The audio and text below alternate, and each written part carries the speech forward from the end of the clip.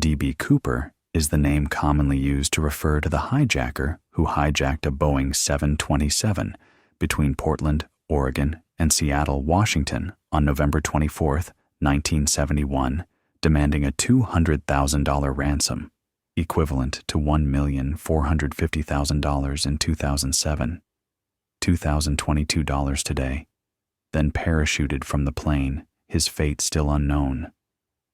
Despite a massive FBI manhunt and ongoing investigation, the perpetrator has never been identified or arrested. The case is the only unsolved hijacking in U.S. aviation history.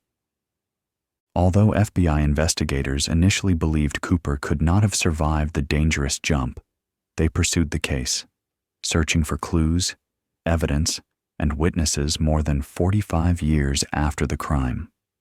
To this day, there is no conclusive evidence of Cooper's whereabouts or true identity. The suspect purchased his ticket under the alias Dan Cooper, but due to confusion, the media often refers to him as D.B. Cooper.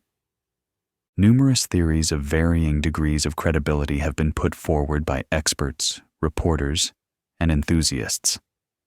The discovery of a small ransom note in 1980 sparked renewed interest in the case, but it only deepened the mystery, and most of the ransom money remains unsolved. The incident remains the only unsolved hijacking in U.S. airline history. The FBI officially closed its investigation in July 2016, but will continue to welcome any evidence related to the parachute or the ransom. The incident began on Easter afternoon, November 24, 1971, at Portland International Airport in Portland, Oregon. A man carrying a black briefcase approached the Northwest Orient Airlines ticket counter. He identified himself as Dan Cooper and purchased a one-way ticket on Flight 305, a 30-minute flight to Seattle, Washington. Cooper boarded the aircraft, a Boeing 727-100 FAA registration N467US, and sat in seat 18C. He lit a cigarette and ordered a bourbon and a soda. Witnesses on the plane described him as a man in his mid-40s, approximately 5 feet 10 inches to 6 feet 0 inches, 1.83 meters, tall. He wore a light raincoat, loafers, a black suit, a crisp white collared shirt, a black tie, and a mother-of-pearl tie. Flight 305, about a third full, took off at 2:50 p.m. local time, PST. Cooper passed a threatening note to Florence Schaffner, the nearest flight attendant, who was sitting in a flight attendant's seat attached to the rear door of the plane. Schaffner, happy that she had received a call from a single businessman, put the note in her purse. Cooper leaned toward her and whispered, "You better look at that. I have a bomb." The letter was carefully and neatly printed, all capital letters with serifs. It read, "I have a bomb in my briefcase. I will detonate it if necessary. I want you to come sit next to me. The plane has been hijacked." Schaffner did as the man asked, then gently asked to see the bomb.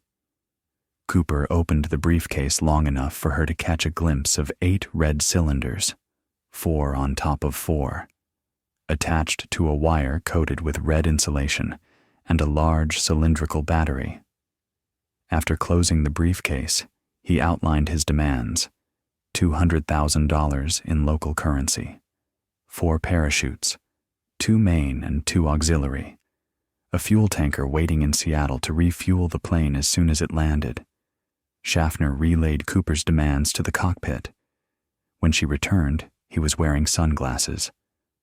The captain, William Scott, contacted Seattle Tacoma Airport Air Traffic Control, who then notified federal authorities.